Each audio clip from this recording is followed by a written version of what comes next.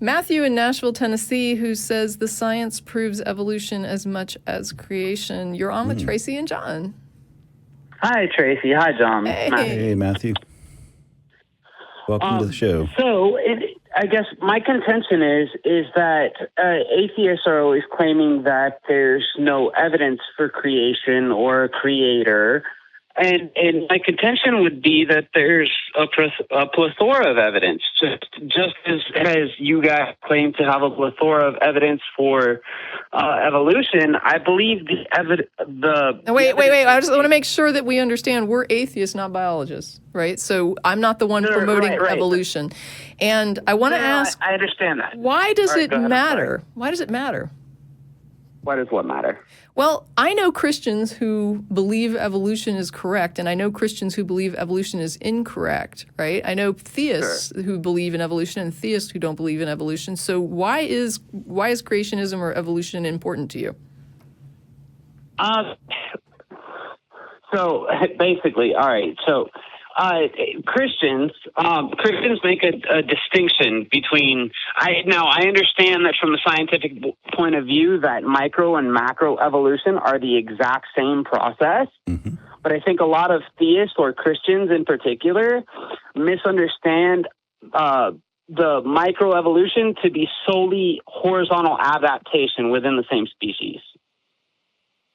Does it matter? Does that make sense? Right, but does it matter? I mean, if somebody misunderstands a thing and we're looking at the question of does a God exist or not, and the thing itself can be believed or not believed, and God is still accepted, does it matter? I actually that's an interesting question that I hadn't given a lot of thought to.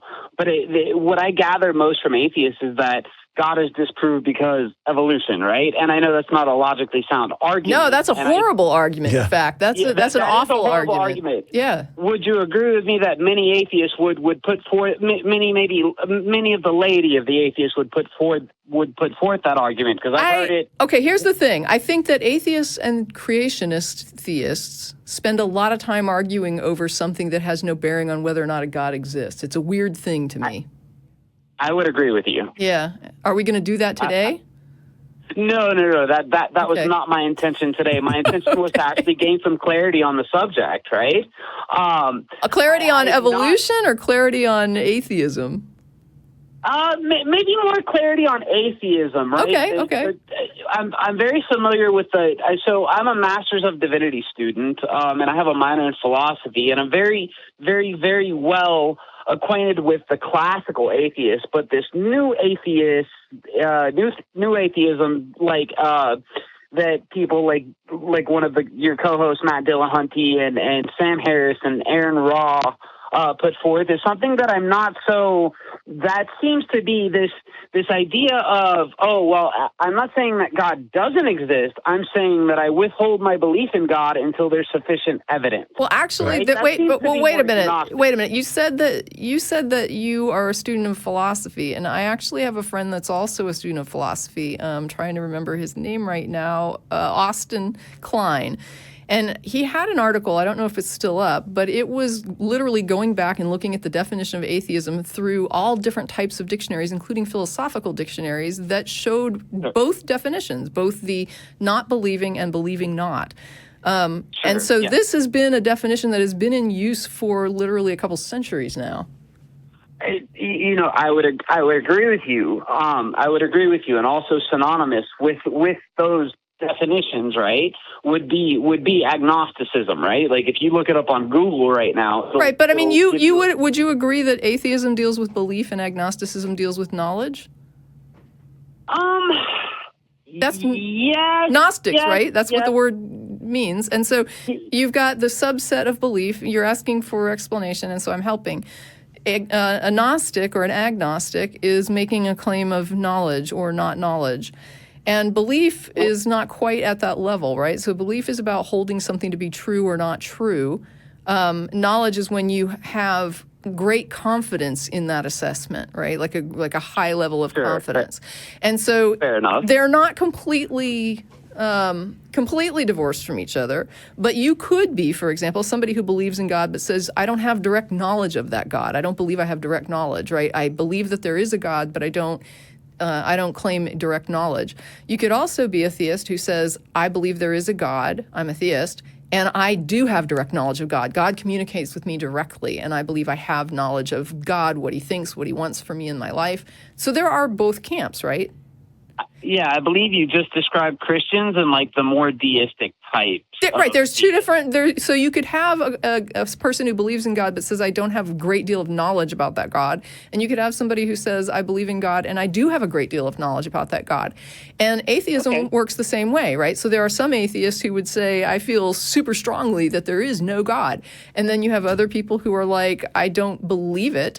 I can't demonstrate it to you, but I see no reason to accept it as true. Right, and they would tend to argue that that is the default position in their mind, is to not accept it until you have good reason to do so. They feel there's not good reason to do so. Obviously, the theist would say there is good reason to do so. Right. I appreciate Tracy. I appreciate your graciousness. One, and the fact that you realize that there is a lot of not a lot maybe, but there is some overlap between the two. Right, belief and knowledge are tied together in some ways, yeah. Sure. My next contention would be we really do get into a gray area here in these discussions, and that's why they're, for the most part, at least what I found, they're irresolvable, right? I mean, they're irresolvable issues, essentially, between the theist and the atheist. Oh, gosh, I lost my train of thought. Where was I going with this? Take a moment, have a drink of water, think for a second, see if you can get it back. I understand what that's like. I lose my train of thought more often than I'd like to, and it's not comfortable for me either.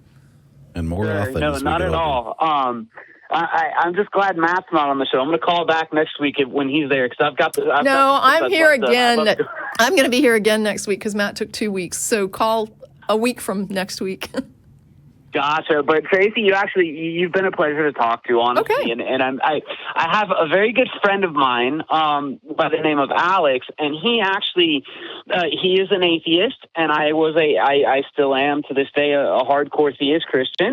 And he actually taught me the very first things I knew about logic and argumentation, right? Okay. And once he taught me about those things, I was much better at presenting arguments and recognizing fallacious arguments. Okay, good.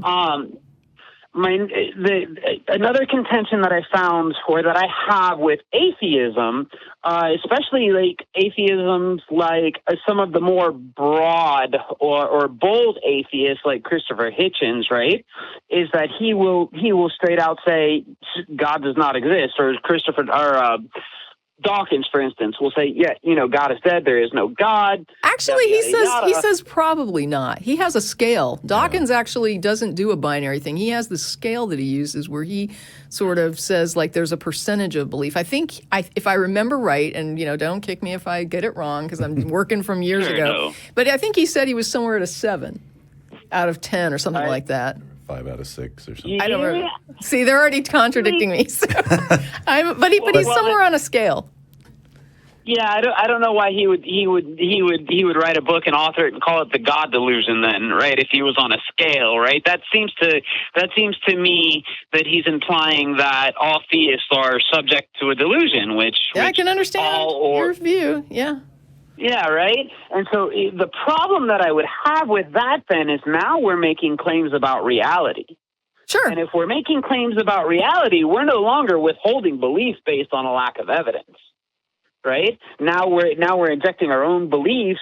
But I mean, okay, here's the thing though. Even though I will allow for a distinction between belief and knowledge in the confidence levels, I do have to acknowledge that when someone expresses a belief, they are asserting that that thing aligns with reality. They are saying that it's true. Right?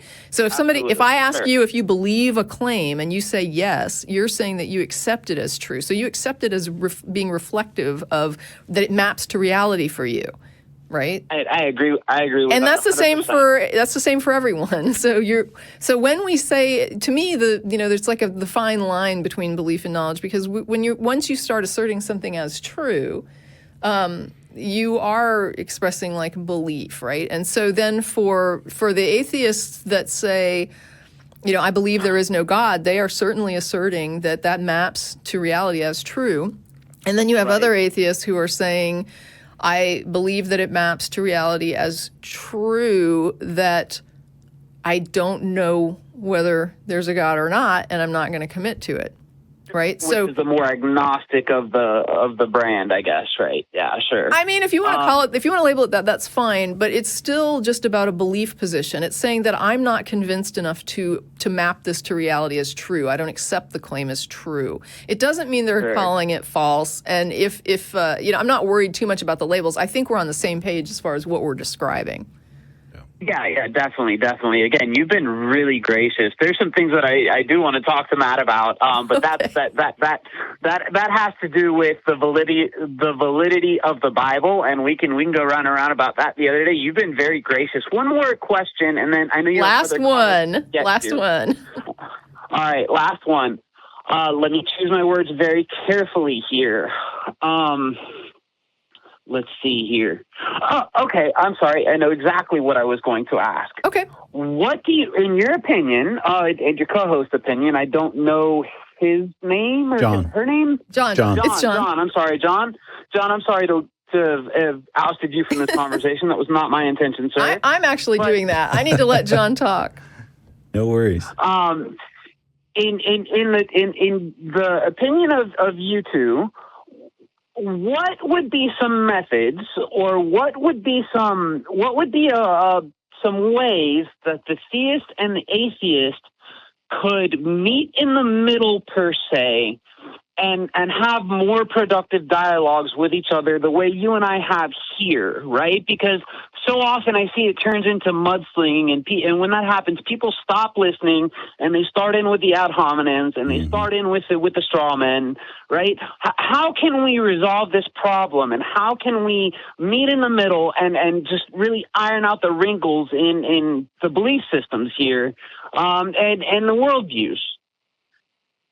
I think you just need to have a conversation. You need to listen to what the other person is saying and not what your preconceptions about them are. I may not agree with you, but I'm listening to what you're saying and I'm considering what you're saying, and hopefully vice versa. And you just like you and Tracy are talking today, you listen to each other, you say what you think, and try not to make it a like turning into what I would call a pissing contest, where you're just trying to where you're trying to make the other person look foolish or whatever.